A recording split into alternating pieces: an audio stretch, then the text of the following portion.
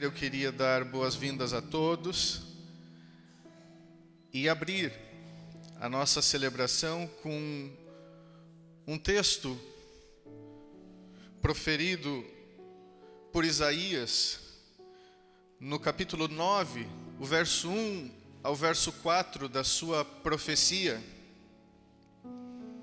Ele disse: "Mas para a terra que estava aflita, não continuará a escuridão. Deus, nos primeiros tempos, tornou desprezível a terra de Zebulon e a terra de Naftali, mas, nos últimos tempos, tornará glorioso o caminho do mar, além do Jordão, a Galileia dos gentios. O povo que andava em trevas viu grande luz, e aos que viviam na região da sombra da morte, resplandeceu-lhes a luz. Tu, Senhor, tens multiplicado esse povo e aumentaste a sua alegria. Eles se alegram diante de ti, como se alegram no tempo da colheita, e como exultam quando repartem os despojos.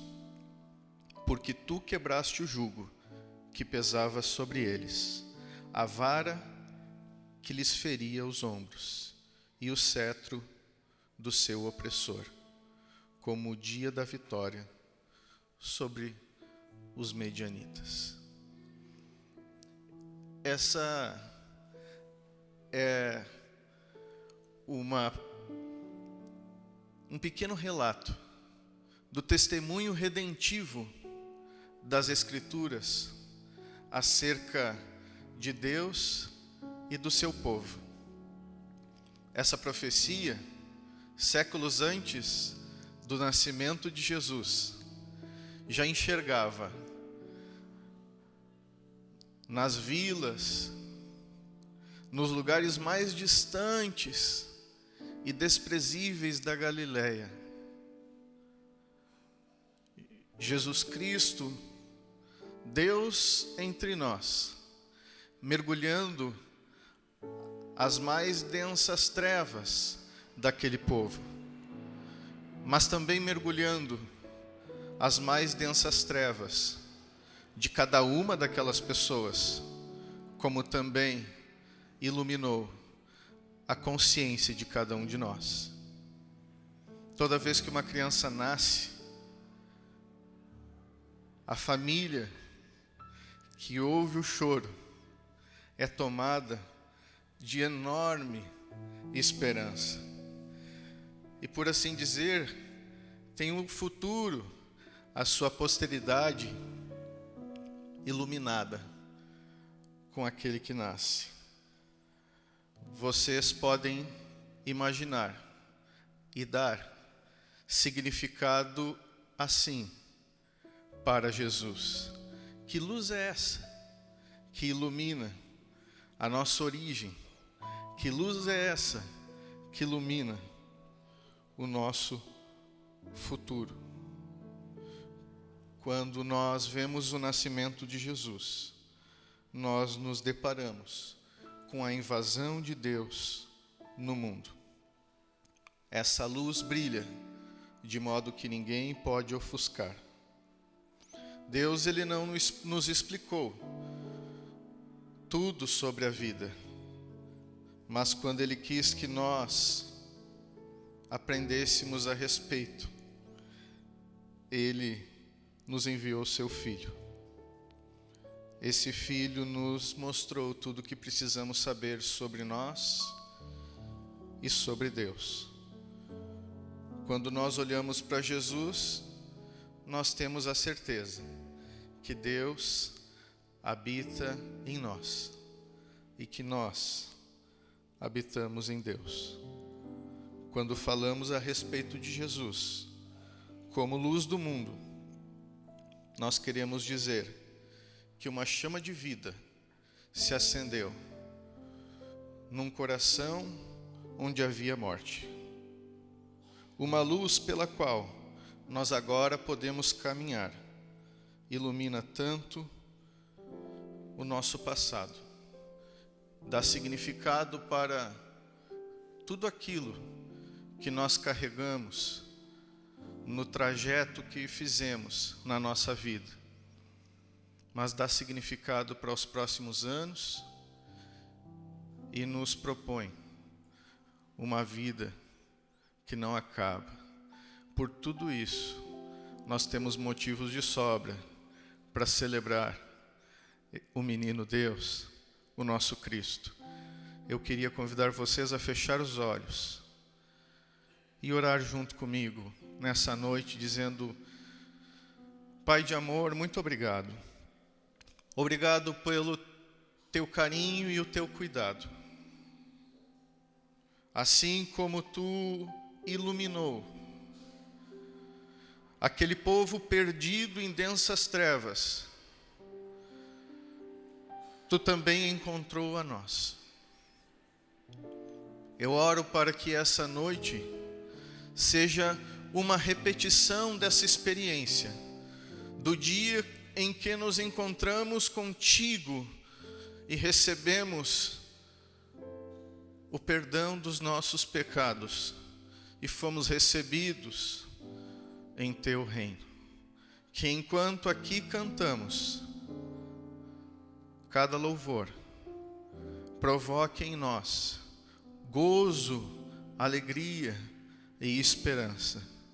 Que a tua palavra pregada, mais uma vez, penetre os nossos corações, iluminando, Senhor, cada canto que há em nós, de modo que nada fique oculto à tua palavra e que nada resista ao poder que há nessa mensagem, a boa notícia que tu nos trazes por meio do teu Filho, que tu não se esqueceu de nós, tu nos ama, de nós se lembra e sempre está conosco hoje. Amém. Ele veio não como um clarão de luz, nem como um conquistador inacessível, mas como aquele cujos primeiros choros foram ouvidos por uma moça simples e um carpinteiro sonolento. Deus tocou o ombro coletivo da humanidade. Com licença, disse ele, e a eternidade interrompeu o tempo.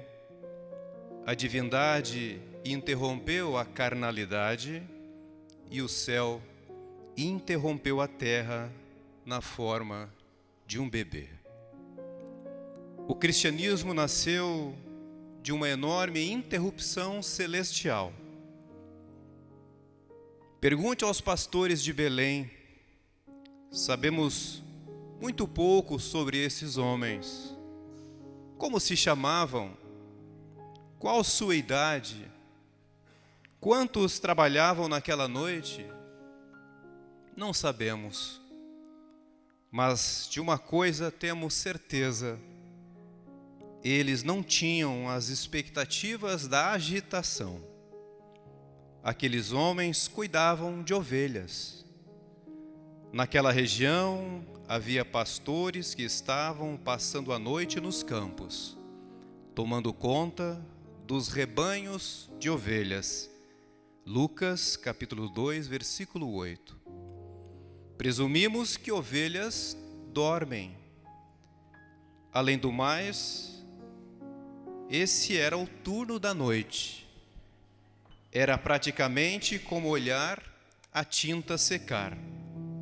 Pastores olhando ovelhas dormindo? Dizer esta frase é mais excitante do que o trabalho em si. O maior desafio deles era não dormir. Aqueles homens nem sequer pensavam a hipótese de qualquer alvoroço. Também não desejavam nada disso. Qualquer agitação era sinônimo de coisa ruim. Lobos, pumas, ladrões. Pastores valorizavam o previsível, ansiavam pela calma. Seu único objetivo era poder dizer às esposas: nada aconteceu esta noite. O fato de desejarem uma noite tranquila, porém, não significava que a teriam. E aconteceu que um anjo do Senhor apareceu-lhes e a glória do Senhor resplandeceu ao redor deles. E ficaram aterrorizados. Lucas capítulo 2, versículo 9. A mudança sempre traz medo antes de produzir fé. Sempre esperamos pelo pior antes de ver o melhor. Deus interrompe nossa vida com algo que nunca vimos. E em vez de louvá-lo, entramos em pânico. Interpretamos a existência de um problema como a ausência de Deus e fugimos. Alguma coisa boa os pastores viram. Senão teriam perdido o versículo seguinte. Hoje, na cidade de Davi, lhes nasceu o Salvador, que é Cristo, o Senhor. Lucas capítulo 2, versículo 11.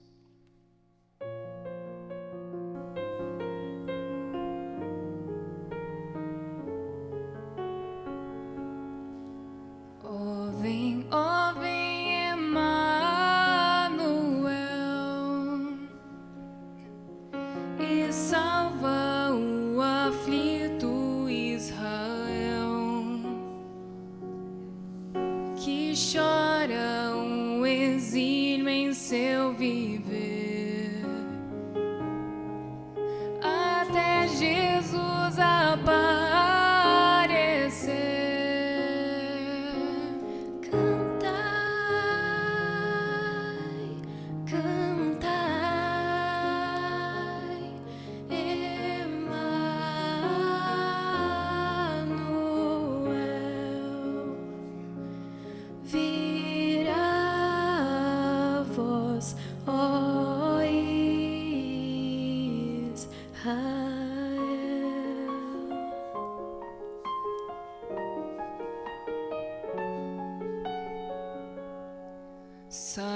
Sabedoria que é do além, ordena tudo aqui também. O bom caminho vem mostrar, e como nele sempre andar.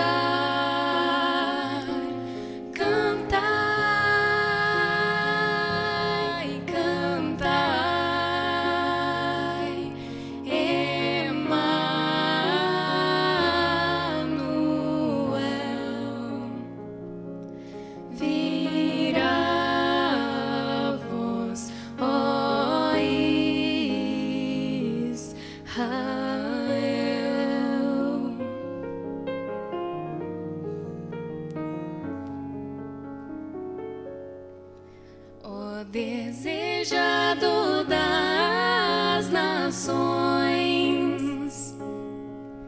unidos faze os corações, do mundo vem tirar o mal e dar-lhe a paz celestial.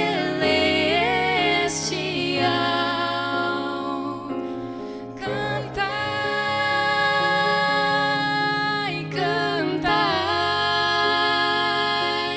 Emanuel.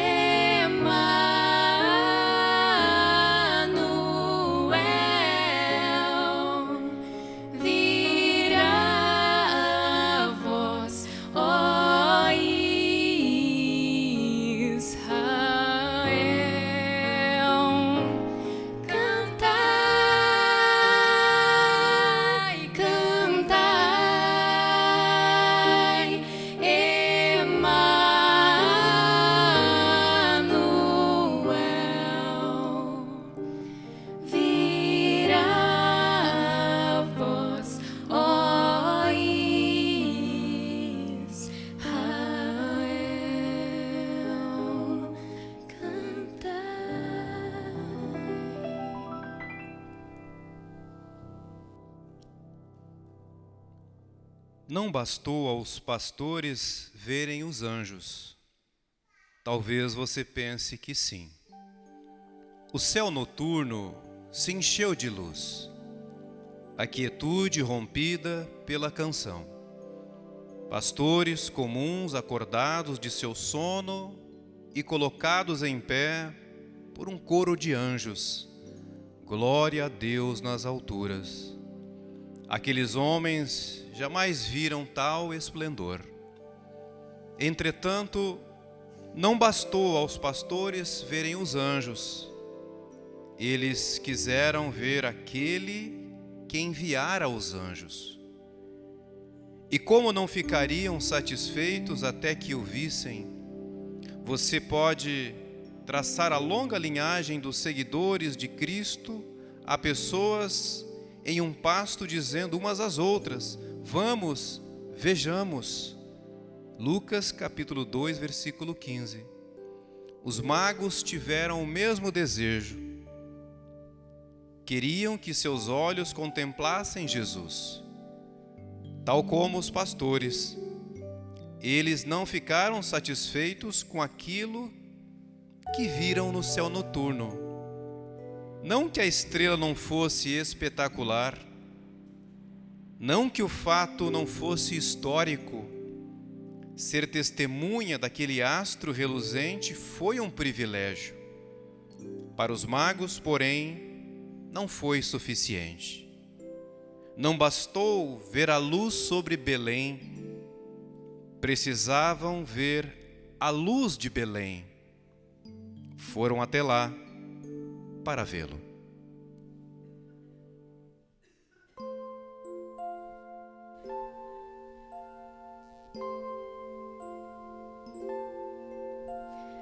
Oh, noite santa, de estrelas fulgurantes.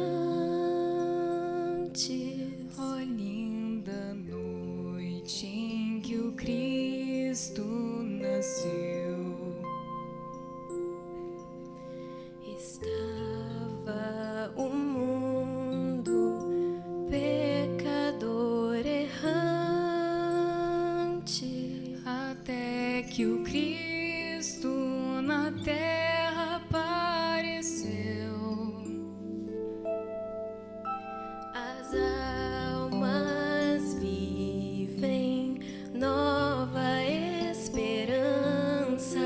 Em clara aurora, a nova luz se ergueu.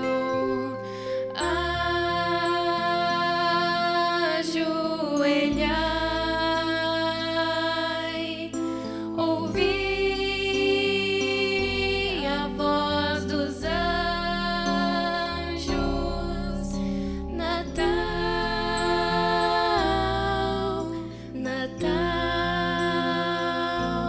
nasceu o vosso Rei. Natal, Natal, nasceu o Redentor.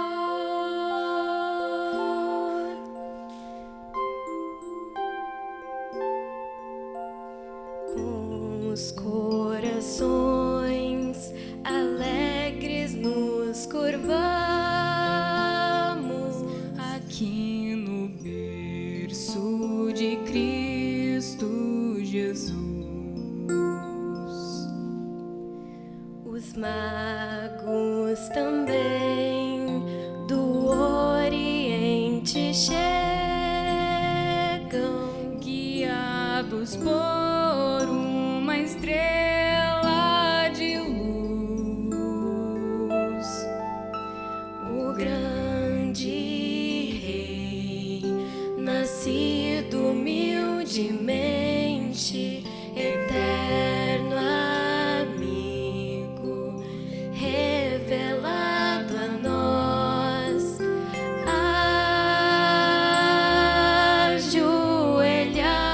Ajoelhai, ouvi a voz dos anjos.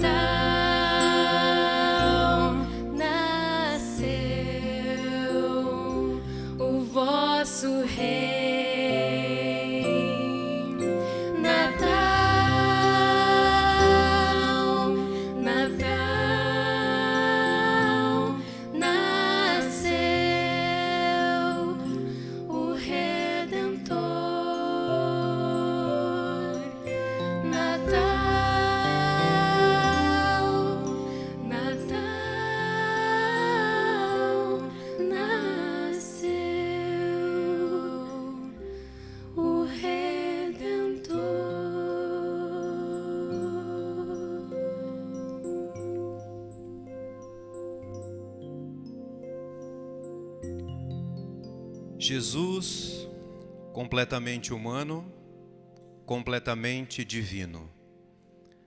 Os anjos viram Maria trocar as fraldas de Deus.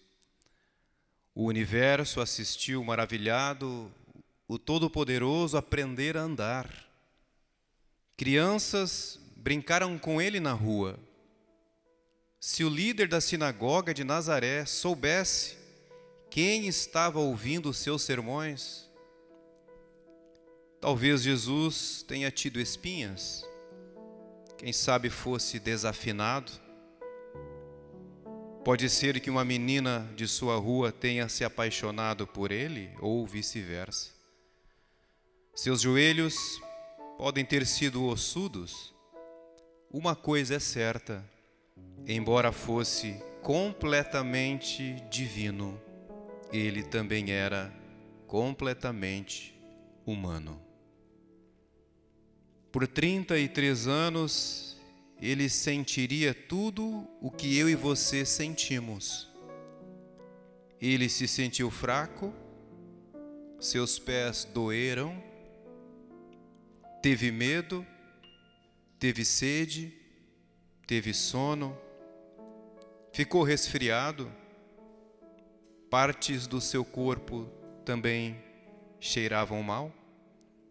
Seus sentimentos foram feridos, ficou cansado, sua cabeça doeu. Pensar em Jesus por este ângulo parece quase irreverente, não é? Não é algo que gostamos de fazer. É incômodo. É muito mais fácil manter a humanidade de fora da encarnação. Vamos tirar o esterco em volta da manjedoura. Vamos limpar o suor do seu rosto. Fingir que ele nunca roncou, que nunca assoou o nariz, ou que nunca acertou o dedo com o martelo. Mas não faça isso. Não faça. Deixe que ele seja tão humano quanto desejava ser. Deixe que ele entre no meio da sujeira e da lama do nosso mundo, pois somente se o deixarmos entrar é que ele poderá nos tirar dali.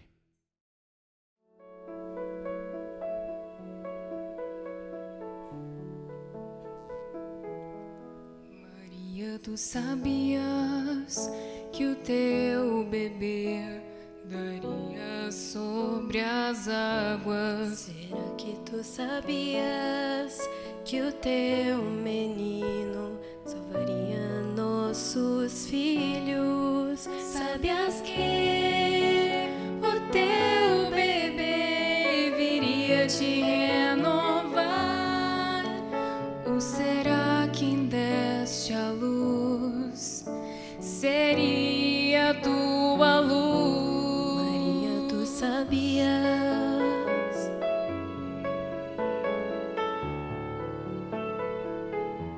Maria, tu sabias que o teu bebê daria vista aos cegos? Será que tu sabias que o teu menino a tempestade acalmaria? Sabias que o teu bebê com anjos caminhou? Que ao beijar teu pequeno filho, beijas o rosto de Deus? Maria, tu sabias?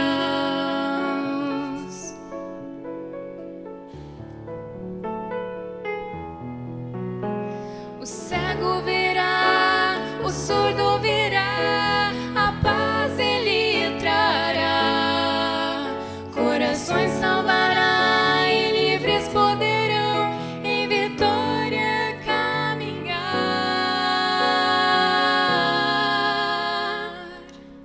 Maria, tu sabias que o teu menino criou os céus e a terra. Será que tu sabias que o teu bebê governará nações? Sabias que o teu bebê dos céus era o cordeiro, que a criança em teus braços é o grande eu sou.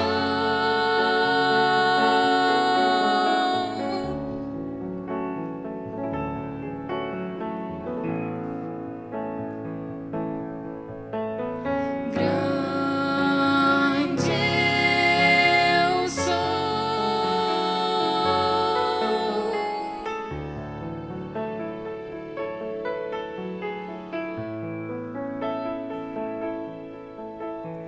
grande eu sou.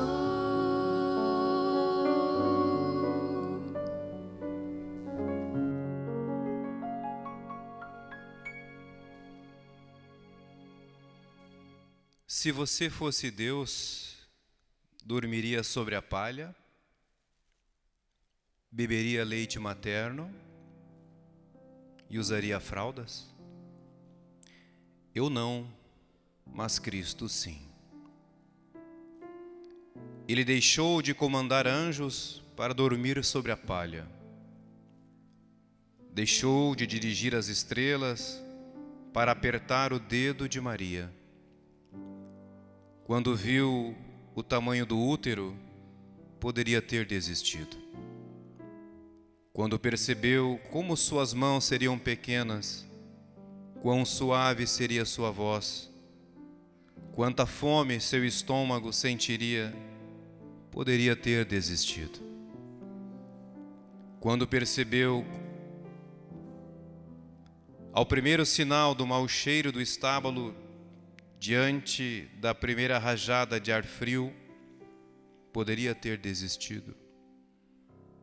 Na primeira vez que arranhou o joelho e assoou o nariz ou comeu pão queimado, poderia ter virado as costas e ido embora. Quando viu o chão poeirento em sua casa em Nazaré, quando José lhe deu uma tarefa a cumprir, quando seus colegas de escola cochilaram diante da leitura da Torá, a sua Torá, em qualquer momento Jesus poderia ter dito: chega, basta, vou para casa. Mas ele não fez isso. Não o fez, porque ele é amor.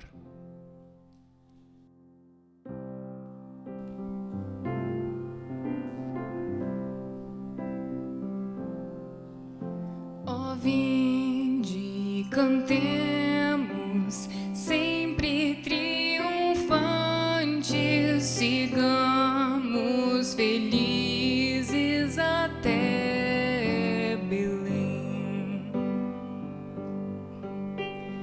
Lá contemplemos, sim, ao Rei dos Anjos. Ó, vinde, adoremos, ó, vinde, adoremos, ó, vinde, adoremos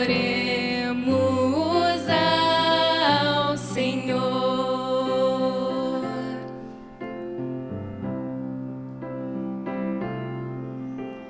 Nós te saudamos no teu nascimento, a ti, Jesus,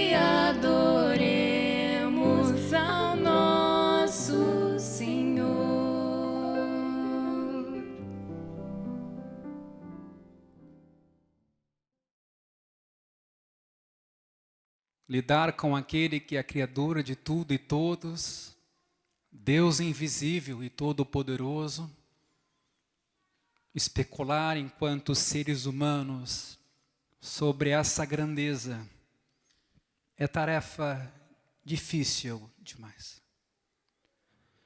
E na noite de hoje eu convido vocês a fazermos juntos a leitura do Evangelho de Mateus, no seu capítulo 1.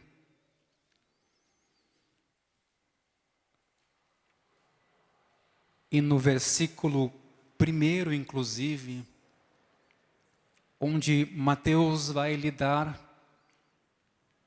com a genealogia de Jesus. Nós não vamos, na noite de hoje, ler esses versículos todos, mas eu quero destacar alguns, a começar pelo primeiro. Livro da genealogia de Jesus Cristo, diz o texto.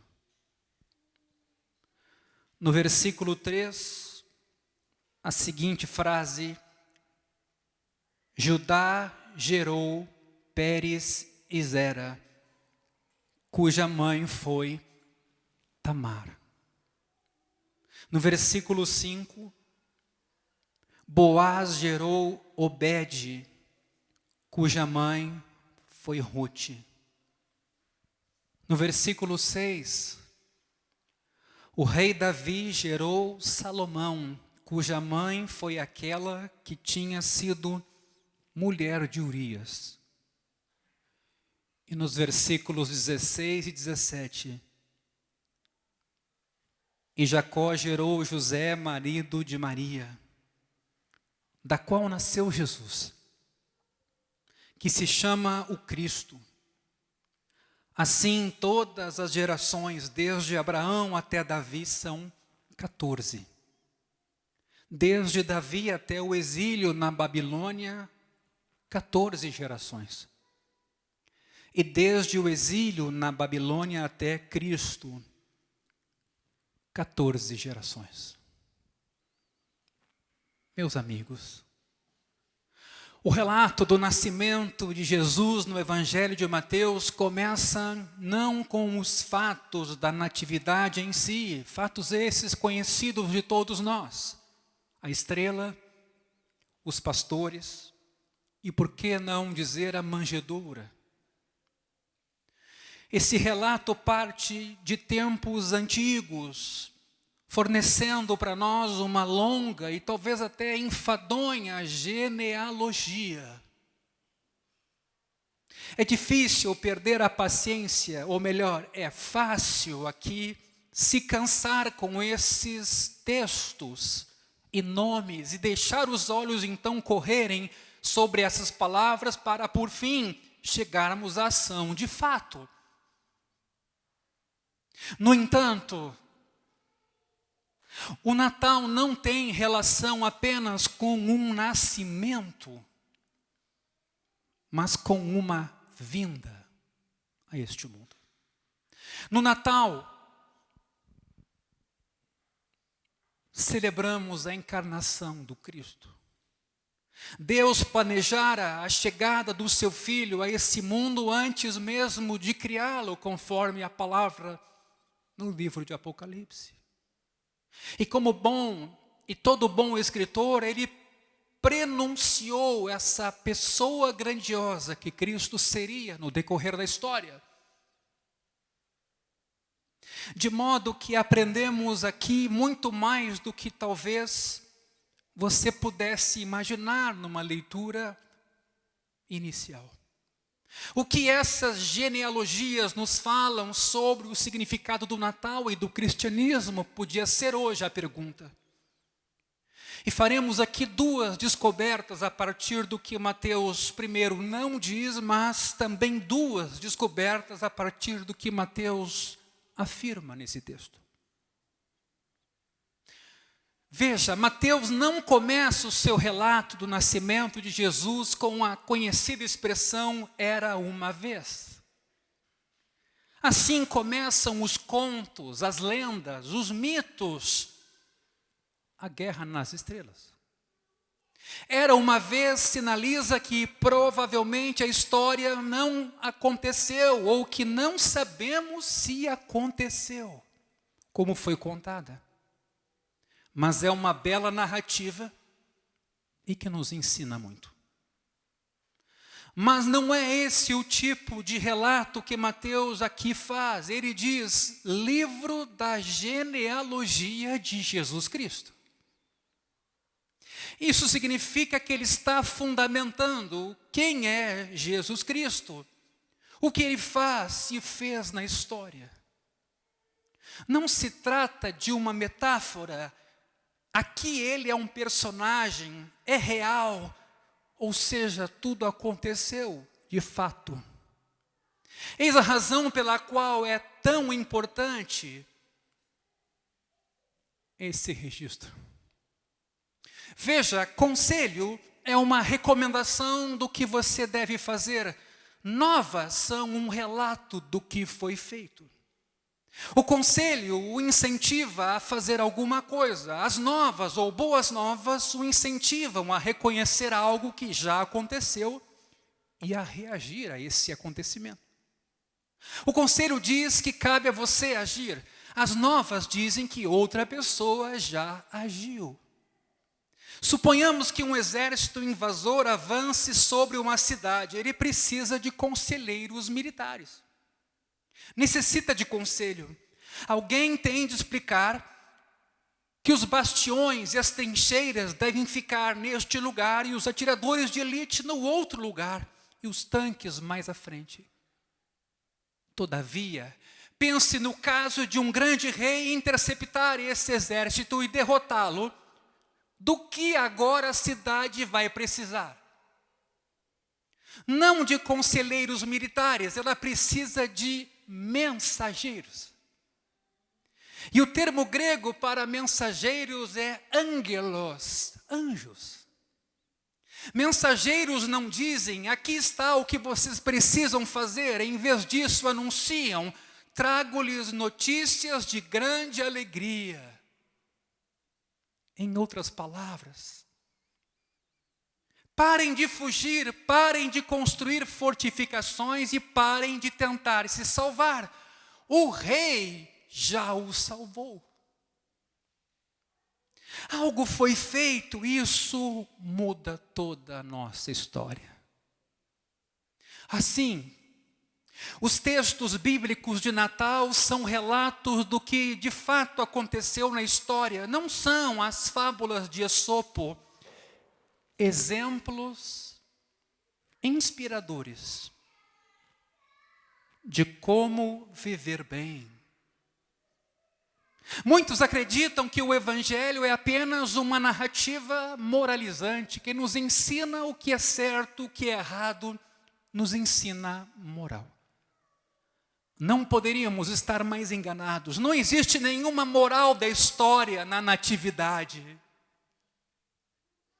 Os pastores, os pais de Jesus, os magos, não são apresentados como exemplos para nós, em primeiro lugar. Essas narrativas do Evangelho estão dizendo não o que você deve fazer, mas o que Deus fez. O nascimento do Filho de Deus, meus irmãos, neste mundo, é um evangelho, é uma boa nova, é uma proclamação. Você não se salva, foi Deus quem veio salvá-lo. Eu diria, sem medo de errar, que outras religiões e muitas igrejas, ao falarem sobre salvação, entendem-na e proclamam-na mais como um conselho. Salvação é algo pelo qual você tem de batalhar e lutar, dizem. Você tem que alcançá-la. Só acontece, atenção, se você orar, obedecer ou transformar a sua consciência e talvez você chegue lá. Mas o Evangelho de Jesus é coisa diversa. Os fundadores das grandes religiões afirmam de um jeito ou outro, estou aqui para lhes mostrar o caminho para a verdade espiritual. Façam o que eu digo e tudo ficará bem. Ora, isto é conselho. Jesus Cristo, fundador da fé cristã, vem e diz: eu sou a realidade espiritual em pessoa. Não é preciso mais procurá-la.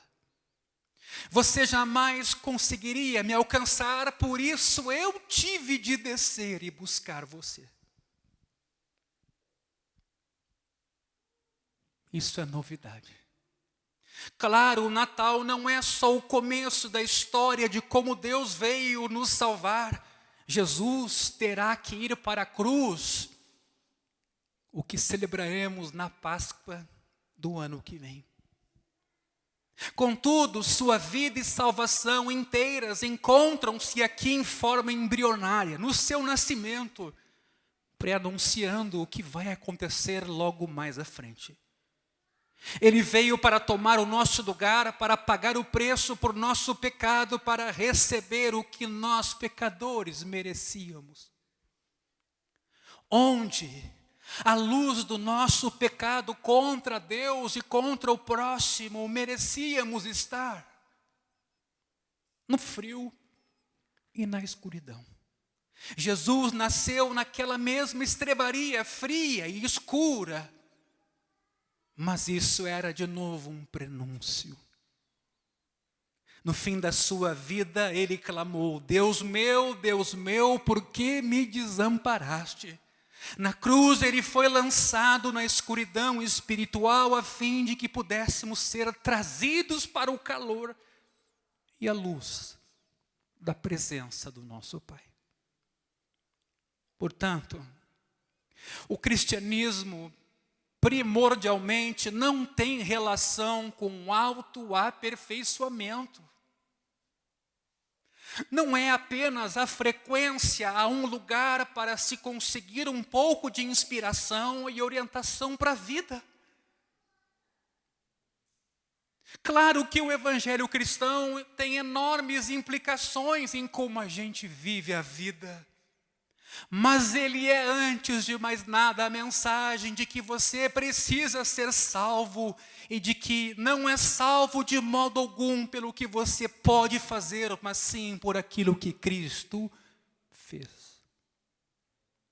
Você começa com Cristo não ao adotar uma ética ou virar uma página na sua vida, nem mesmo ao se juntar a uma comunidade. Não, você começa crendo no relato do que aconteceu na história. Deus se tornou um ser humano de verdade. Jesus realmente viveu, fica a pergunta, sofreu e morreu por nós. Ele de fato ressuscitou triunfante do túmulo, porque se esse for o caso, então tudo mais que a Bíblia diz sobre como viver, aí sim faz todo sentido e podemos ter esperança. No entanto, se o relato bíblico, e esse mesmo que agora lemos, parte de era uma vez, se é um conselho inspirador e não a declaração dos maiores acontecimentos da história, então tudo é bobagem. O Natal nos mostra que fé cristã e cristianismo não são um bom conselho, mas uma bela notícia. Meus irmãos, a história de Natal não é ficção, mas ainda assim ela muda de uma maneira maravilhosa como a gente interpreta a ficção. Pouco antes do lançamento do primeiro O Senhor dos Anéis, dirigido por Peter Jackson, uma série de artigos críticos literários lamentava o apelo popular de fantasias, criticando-as. Mitos, lendas, muitos dos quais, no modo de entender dos críticos, promoviam pontos de vista retrógrados. Espera-se, segundo os críticos, que pessoas modernas sejam mais realistas, menos criativas e imaginativas. No entender dos críticos, deveríamos compreender que nada é preto e branco, mas cinza. E que os finais felizes não são belos, são cruéis, porque a vida não é assim. Na revista americana The New Yorker, Anthony Lane escreveu acerca de Tolkien e o seu romance, aspas, é um livro cheio de bravatas. E, no entanto, entregar-se a ele, gostar dele, como muitos de nós fizemos numa primeira leitura, diz esse crítico, revela uma relutância nossa em enfrentar as nuances mais sutis da vida. Isso beira covardia, uma espécie de alienação. No entanto, e aqui um comentário meu, Hollywood continua reciclando contos e mais contos de fadas, de várias formas, porque por algum motivo as pessoas têm fome deles. Os grandes contos de fadas e lendas, como por exemplo A Bela e a Fera, A Bela Adormecida, O Rei Arthur, nós sabemos, não aconteceram de verdade, não são fatos reais, contudo, parecem suprir um conjunto de anseios do coração humano que a ficção realista nunca foi capaz de satisfazer. Isso acontece porque no fundo do coração humano existem esses desejos de experimentar o sobrenatural, de fugir da morte, de conhecer um amor que jamais perderemos, de não envelhecer, e sim viver o suficiente para concretizar os nossos sonhos mais criativos, por que não dizer sonhar em voar, em nos comunicar com seres não humanos, de triunfar sobre toda forma de mal. Se as histórias fantásticas forem bem contadas, nós as consideraremos incrivelmente emocionantes e satisfatórias e atenderão demandas profundas nossas. Por quê? Pelo fato de que mesmo sabendo que na realidade essas histórias não aconteceram, nosso coração anseia por essas habilidades, por essas conquistas. E porque uma história bem contada satisfaz momentaneamente os nossos sonhos e desejos, aliviando nossos anseios. Por exemplo, A Bela e a Fera nos fala da existência de um amor capaz de nos resgatar da brutalidade que criamos para nós mesmos.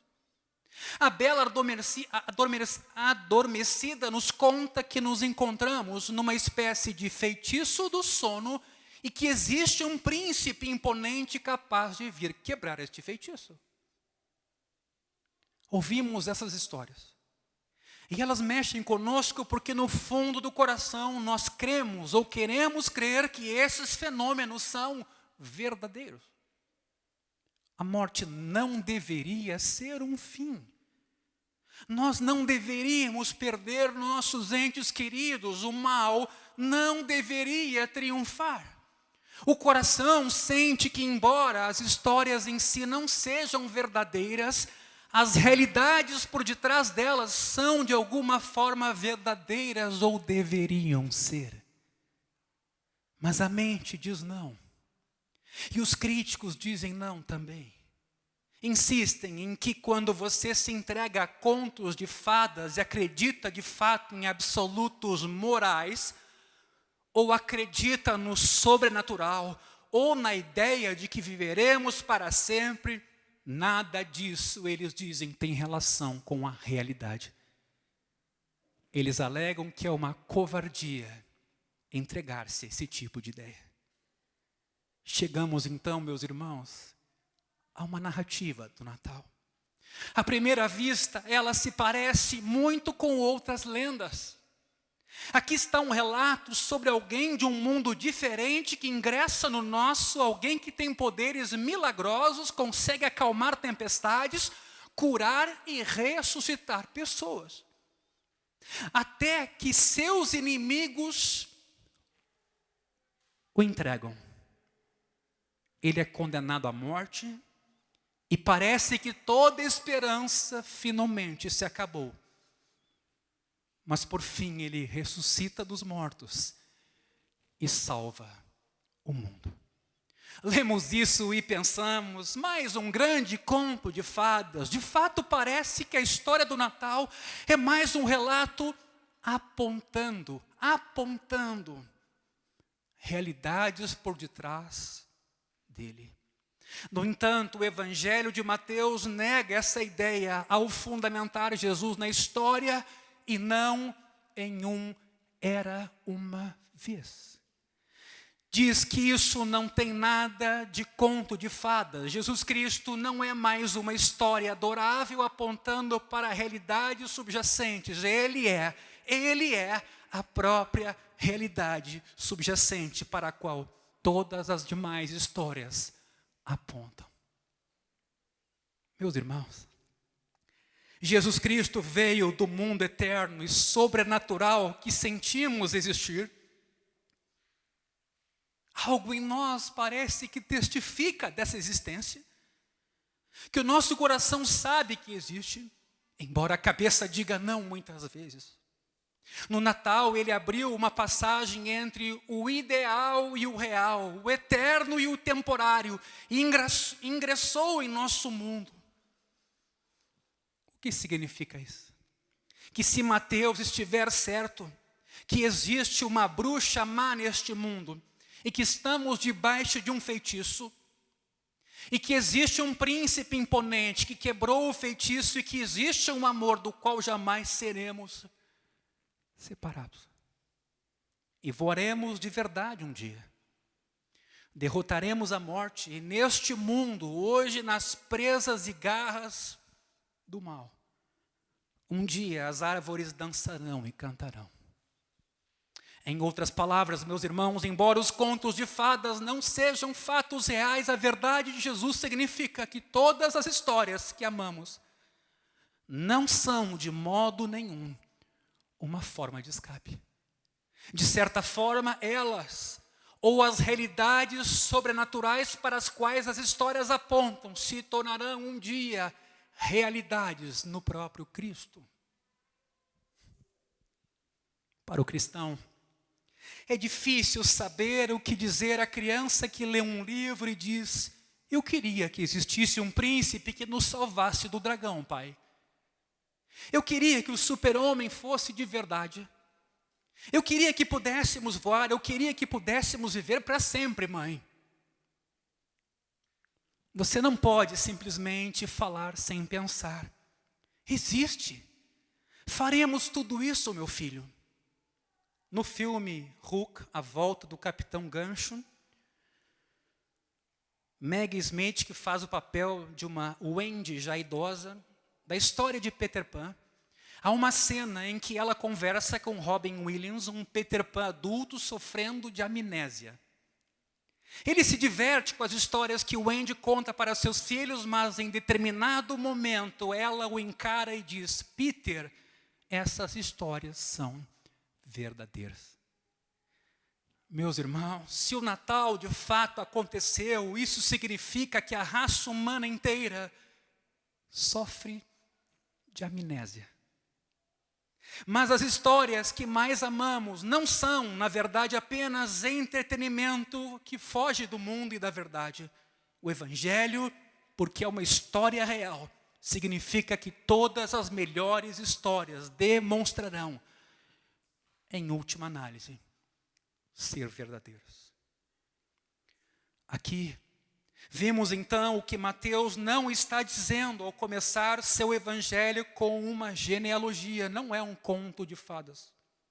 Mas o que então Mateus diz de verdade? Precisamos lembrar da cultura em que ele vivia e escrevia, isso é fundamental.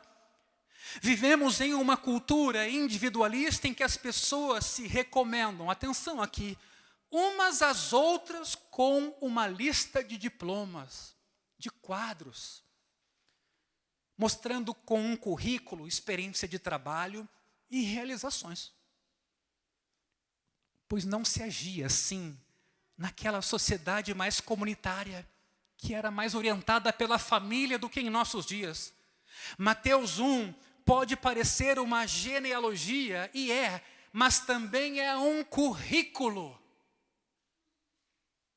Naquele tempo era a sua família, sua estirpe e seu clã que constituíam o seu currículo.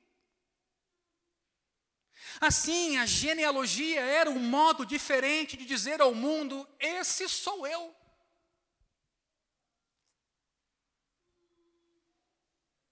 É interessante saber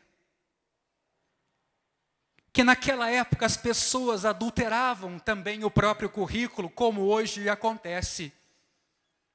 Eu tenho aqui. Obrigado. Hoje a gente tem, inclusive, essa figura da cópia ilegal, do desconhecimento ou da ignorância da autoria de um certo texto. Pois naquela época isso também era possível. Por quê? Porque temos a tendência de deixar de fora partes do nosso histórico que talvez não nos deixem tão bem. E as pessoas faziam o mesmo na antiguidade. Preste atenção nisso. Sabemos, por exemplo, que Herodes o Grande, que reconstruiu o templo quase o dobro do tamanho, o templo de Salomão, expurgou diversos nomes da sua genealogia pública por não querer que ninguém soubesse a ligação que havia entre eles. O propósito de um currículo genealógico era impressionar quem o visse com a alta qualidade e respeitabilidade das raízes que ele descrevia. Mateus, no entanto, faz o oposto aqui. Essa genealogia é assustadoramente diferente das demais da antiguidade. Para começo de conversa, ela relaciona 5 mulheres, todas mães de Jesus. Isso não vai aparecer em outros documentos. E não parecerá estranho ao leitor moderno, mas naquela sociedade patriarcal, a mulher quase nunca era nomeada nessas listas, e muito menos 5 delas. Seria possível chamá-las de proscritas pelo gênero naquelas culturas. Contudo, figuram na genealogia de Jesus Cristo as mesmas mulheres. Além disso, a maior parte das mulheres do currículo de Jesus eram gentias. Não eram judias, Tamar, Raabe, Ruth. Eram cananeias e moabitas. Para os judeus antigos, essas nações eram impuras. Não tinham permissão para entrar no tabernáculo ou no templo para, por exemplo, adorarem a Deus. Poderíamos então chamá-las de proscritas de raça. Todavia, fizeram parte da genealogia de Jesus. Além disso, ao nomear essas mulheres em particular, Mateus recorda deliberadamente a seus leitores alguns dos incidentes mais sórdidos, repugnantes e imorais da Bíblia. Por exemplo, ele diz que Judá foi o pai de Pérez e Zera, cuja mãe foi Tamar. Você lembra o que aconteceu? Tamar enganou o sogro Judá de modo a induzi-lo a se deitar com ela. Foi um ato de incesto. Contrário em toda a Bíblia, não importava a cultura e contrário à lei de Deus. Embora Jesus descendesse de Pérez e não de Zera, Mateus inclui os dois aqui, além de Judá e Tamar, para se certificar de nos trazer à memória toda a história, e não só parte dela. Pois foi dessa família que Jesus, o Messias, veio. Eu nem vou recordar com vocês aqui quem foi Raabe, cananeia e prostituta, ou o que fez Davi com Batseba e Urias adulterando e assassinando de forma fria. Mas o que significa tudo isso é a questão. Primeiro, que as pessoas excluídas por questões culturais, excluídas pela sociedade respeitável de então, e excluídas até pela lei de Deus, podem ser introduzidas na família de Jesus. Não importa a sua estirpe, não importa o que você fez, não importa se você aqui hoje matou alguém. Se você se arrepender e crer no Evangelho, a graça de Jesus é suficiente para cobrir o seu pecado e uni-lo a Cristo. Na antiguidade havia o conceito de impureza cerimonial. Se quisesse permanecer santo ou respeitável, ou se quisesse permanecer bom, você precisava evitar o contato com tudo que fosse profano. Considerava-se que ser profano era contagioso, por assim dizer, de modo que você tinha de se manter separado, afastado. Mas Jesus subverte essa ideia. Sua santidade e bondade não podem ser contaminadas pelo contato conosco, pecadores. Em vez disso, é sua santidade que nos contamina no nosso contato com Ele. Achegue-se a Ele, independentemente de quem você é e do que fez, não importando o quanto esteja moralmente maculado, e Ele pode deixá-lo puro, branco como a neve. Meus irmãos, não há ninguém, nem mesmo o ser humano mais maravilhoso, que não necessite da graça de Jesus. E não há ninguém, nem o pior ser humano, que possa deixar de receber a graça de Jesus em arrependimento, em fé. Além disso, a promessa de um Messias levou gerações para se cumprir. Jesus era filho de Abraão. Jesus era filho de Abraão. Deus disse para Abraão que todos os povos da terra seriam abençoados por meio dos seus descendentes. Na verdade, antes disso, em Gênesis 3,15, o próprio Deus disse que surgiria alguém que feriria a cabeça de Satanás, derrotando todo o mal. Mas séculos, milênios se passaram antes que o anjo finalmente aparecesse a Maria, lhe falasse do filho que ela teria, e ela então cantasse que Deus se lembrou da sua misericórdia para com Abraão, como havia prometido aos seus pais. Você não pode julgar Deus de acordo com o calendário humano. Ele pode parecer lento, mas nunca se esquece de suas promessas. Pode parecer trabalhar devagar ou até ter se esquecido do que prometeu, mas quando as suas promessas se tornam realidade, elas extrapolam as fronteiras da nossa imaginação. Jesus aqui é o início do 7º conjunto de gerações. Ele é o início do 7º conjunto de 7 gerações nesses versículos. E o 7 aqui, sem ser numerólogo, tem importância bíblica. No 7º dia, Deus descansou de sua obra. Na lei mosaica, a cada 7 anos, o agricultor deveria deixar a terra sem cultivo para que ela pudesse descansar, recuperando seus nutrientes, de modo que o 7º ano era descanso. E Levítico 25 nos diz que o último ano do 7º período de 7 anos, ou seja, no ano 49, era ano jubileu. Nesse ano, meus irmãos, Todos os escravos tinham de ser libertados e as dívidas perdoadas. Toda a terra e todo o povo podiam descansar da exaustão e dos seus fardos. Não é à toa essa genealogia nessa estrutura.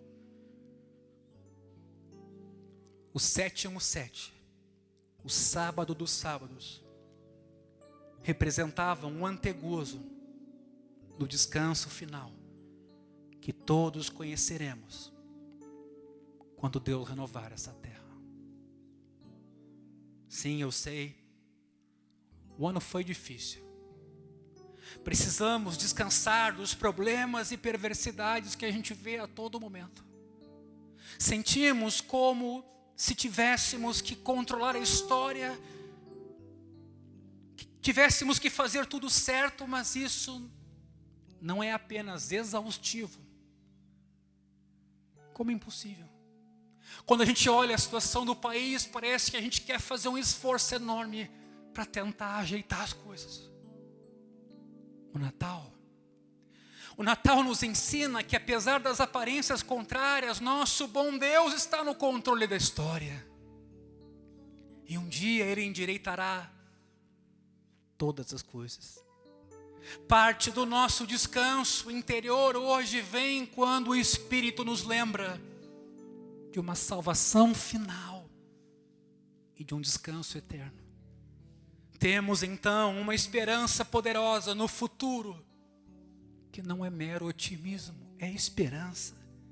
É uma certeza de que no final tudo vai dar certo. E isso nos dá paz e força ao lidarmos com as provações e tragédias do presente, em especial nesses últimos 2 anos. Um dia, porém, a glória de Deus cobrirá o mundo como as águas cobrem o mar. E então Jesus, o Rei do Jubileu, nos dará aquele descanso final em perfeito amor e alegria. Essa mensagem não é derrotista como alguns a imaginam, ela é esperança plena de que a palavra de Deus jamais passará. Natal não é. Era uma vez uma história que aconteceu para nos mostrar como podemos ter uma vida melhor. Nada disso. Natal é o Cristo irrompendo no mundo para nos salvar. Cristo, o Salvador, nasceu. Por isso, Pai, na noite de hoje, por meio de Jesus, te damos todo louvor, toda honra e toda glória. Jamais estaremos aqui, Senhor, se não nos tivesse chamado pelo nome e a comunhão do Teu Filho. Estaremos mortos em delitos e pecados, sem Deus no mundo e sem esperança.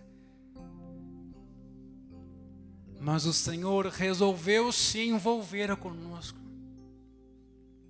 Se fez gente, andou entre nós, sofreu, foi traído, cuspido, crucificado, como malfeitor, tomando sobre si uma condenação que não era sua, de pecados que não eram e não são seus,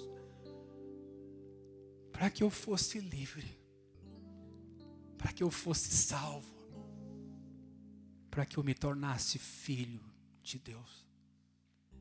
Por isso, na noite de hoje, ó Pai, graças te damos. Por isso, na noite de hoje, Jesus, toda honra e louvor ao teu nome. Por isso, na noite de hoje, Espírito Santo de Deus, toda glória e honra sejam dadas a ti. Amém.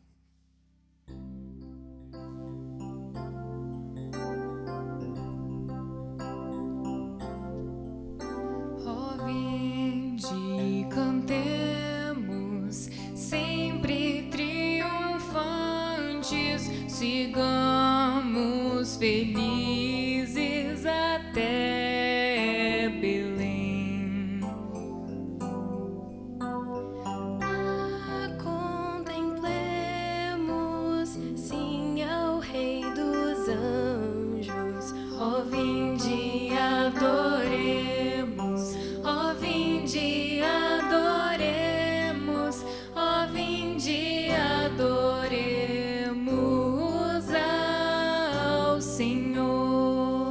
declarar todos juntos em pé, vamos louvar o seu nome.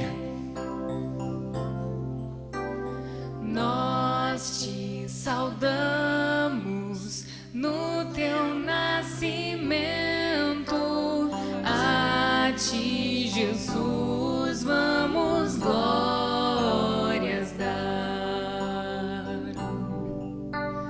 Tu és o Verbo hoje encarnado, ó vinde adoremos, ó vinde adoremos, ó vinde adoremos ao Senhor. Nós te saudamos. Nós te saudamos no teu nascimento, a ti, Jesus, vamos glórias dar. Tu és o Verbo hoje encarnado, ó vinde adoremos, ó vinde adoremos, ó vinde adoremos ao Senhor. Ó vinde adoremos, ó vinde adoremos, ó vinde adoremos ao Senhor. Ó vinde adoremos, ó vinde adoremos, ó vinde adoremos ao nosso Senhor. Glória a Deus. Será que conseguimos aprender essa canção? Ela é um convite que cada um de nós, não só um pastor ou um obreiro, mas um convite a todos nós e de nós para os outros e até do mundo inteiro, para que celebremos o Cordeiro, o menino Deus que esteve entre nós, que está conosco até o fim dos séculos. Então, com os instrumentos mais baixos, nós vamos, enquanto comunidade, enquanto povo redimido por esse Cordeiro, declarar e convidar uns aos outros a adorarmos o nosso Deus. Amém.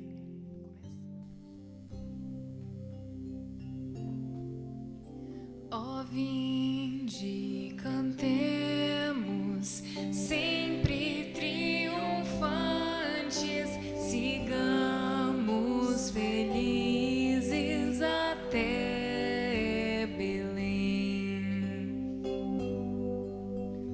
Lá contemplemos, sim, ao Rei dos Anjos, ó vinde adoremos, ó vinde adoremos, ó vinde adoremos ao Senhor. Nós te saudamos no teu nascimento, a ti, Jesus, vamos glórias dar. Tu és o Verbo hoje encarnado, ó vinde adoremos, ó vinde adoremos, ó vinde adoremos ao Senhor. Ó vinde adoremos, ó vinde adoremos, ó vinde adoremos ao nosso Senhor.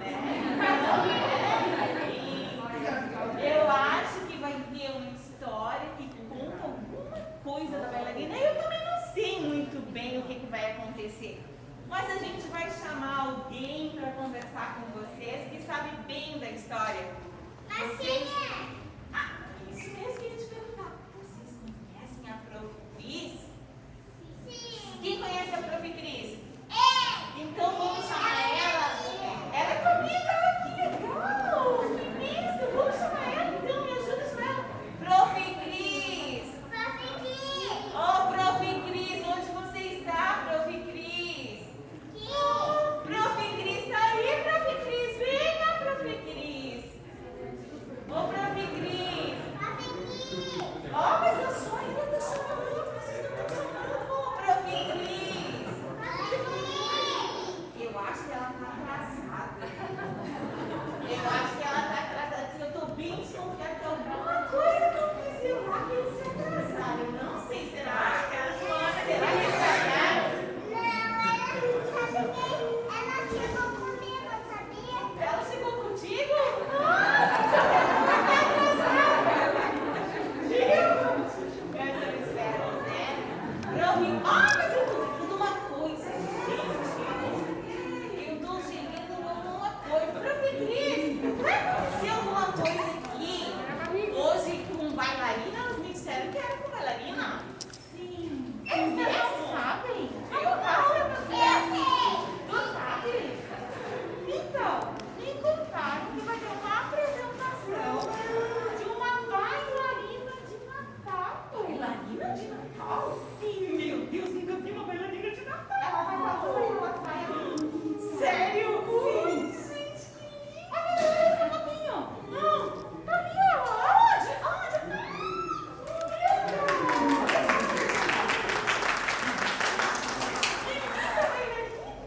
Olá! Quanta criança! Vocês devem ter vindo para a apresentação de Natal. Eu sou a bailarina. Eu amo dançar no Natal. É a minha data preferida. Eu até comprei esse lindo vestido rosa e essa sapatilha brilhante, feita as luzinhas de Natal. Ai, eu amo brilhar no Natal. Sabe, eu ensaiei por muito tempo. Eu não posso errar nenhum passo. Mas agora, chega de conversa e vamos ensaiar, né?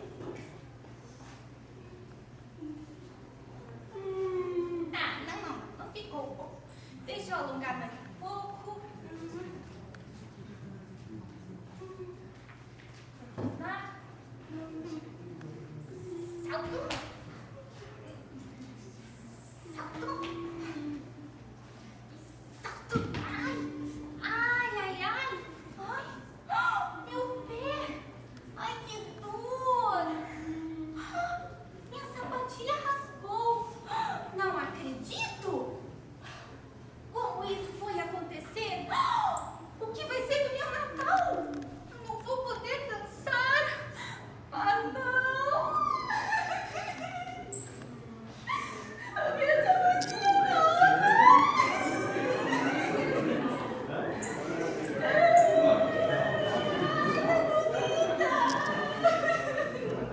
Ei, crianças!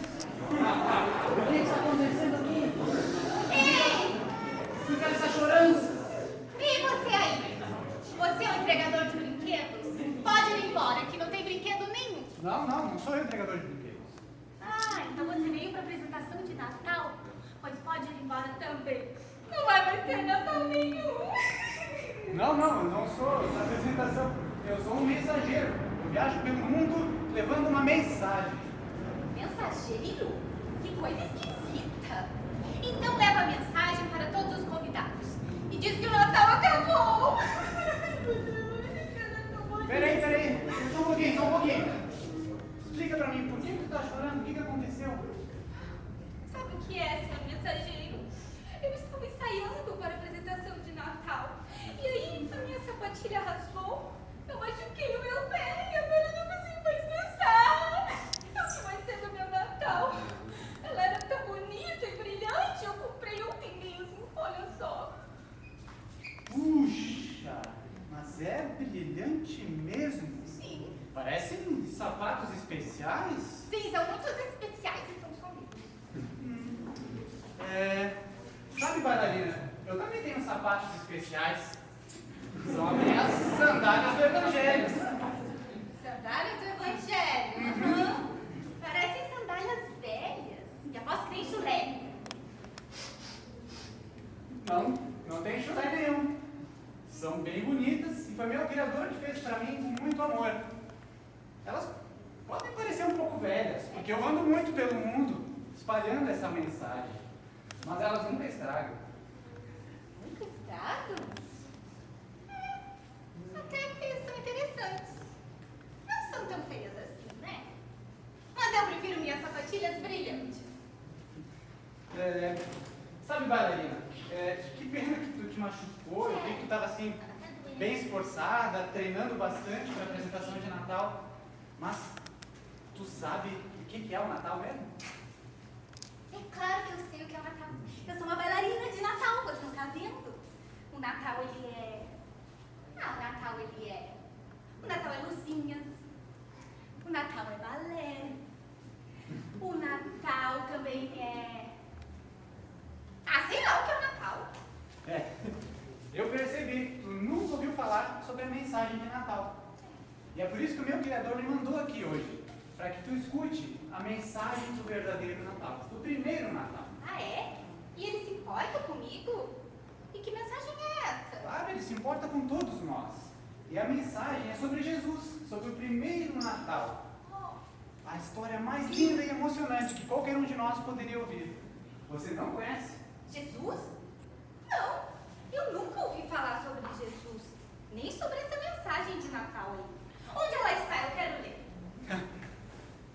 Olha aqui, eu trouxe aqui comigo, como sempre, que eu levo essa mensagem para todo mundo. Olha só, está aqui na Bíblia. Essa mensagem começa lá em Nazaré. Eu trouxe também algo bem moderno, umas imagens. Imagem? Dá uma imagem. Para que você possa visualizar melhor o que foi esse momento.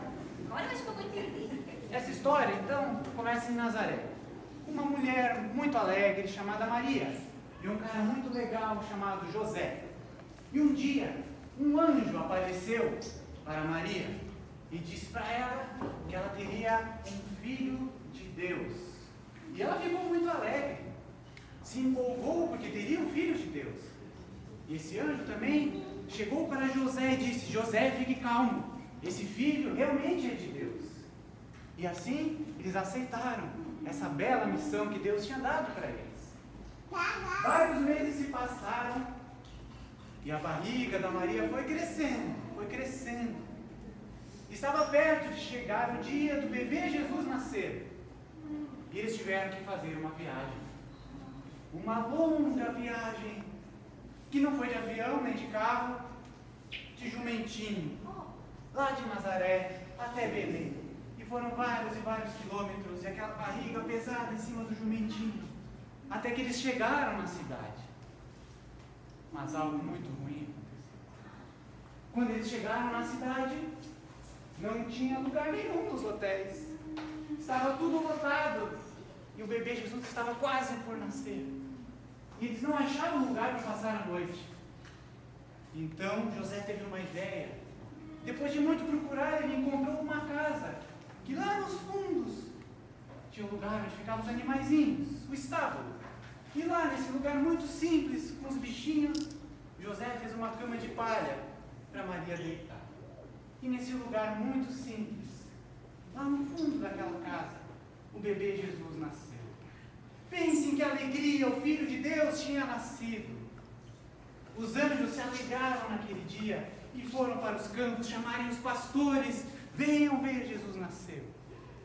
E uma grande estrela brilhou no céu e conduziu os magos do Oriente lá para aquele lugar, para eles levarem seus presentes. E chegando lá, adoraram Jesus, o Filho de Deus, o nosso Salvador, que nasceu para vencer o poder do pecado. Vocês conseguem imaginar essa noite, como ela foi alegre? Anjos, pastores, magos, os bichinhos, todos se alegrando com a chegada de Jesus. E vocês, sabem por que a gente se alegra com essa data hoje? Porque é a data que a gente lembra do nascimento do nosso Salvador. Então, bailarina, é por isso que a gente está feliz hoje. É isso que a gente comemora no Natal. Essa é a mensagem. Ai, que mensagem mais linda! Eu até fiquei emocionada. Ai, sabe, senhor mensageiro, antes eu pensava que o Natal eram só luzinhas e presentes. Mas agora eu entendi o verdadeiro significado do Natal. Jesus nasceu para nos salvar. Por isso nós estamos tão alegres. Quer saber de uma coisa? Eu não preciso mais dessas sapatilhas velhas. Eu não quero mais delas. Eu quero me alegrar no dia de Natal e conhecer cada vez mais quem é Jesus. nessa conclusão, eu tenho um convite para te fazer, porque eu vi que tu entendeu realmente a mensagem de Natal. Meu, convite? Olha só o que mais eu trouxe aqui hoje. Um presente. Gente. Que coisa mais linda! Sim. Sandálias do Evangelho! Toda vez que alguém ouve essa mensagem sobre Jesus, acredita nela e decide aprender mais sobre Jesus, ele nos dá uma sandália do Evangelho, assim como eu também tenho. Que lindo! E junto com essa sandália, ele nos dá a missão de ir pelo mundo e anunciar para os nossos amigos que não conhecem essa mensagem sobre Jesus. Você gostaria de ir comigo anunciar essa mensagem? É claro! Mas como eu faço para usar ela? A gente começa orando, falando com Deus, pedindo para que Ele traga arrependimento ao seu coração e nos abençoe na nossa viagem. Está preparada para orar? Então vamos orar. Vamos orar. Senhor Deus, obrigado pela tua mensagem que nos traz tanta alegria. Obrigado pela vida da bailarina, que agora vai junto com a gente nessa viagem. Nos abençoe e obrigado por Jesus, que veio nos salvar do poder do pecado. Nos ajuda nesse caminho, estamos aqui para te servir. Amém. Amém, amém, amém! Deixa eu colocar as minhas sandálias novas do Evangelho. Ai, que coisa mais linda! Ai, Jesus é o meu Salvador. Ele tirou as minhas sapatilhas velhas e rasgadas e me deu essa linda sandália do Evangelho para caminhar com Ele. Como eu amo Jesus! Vamos!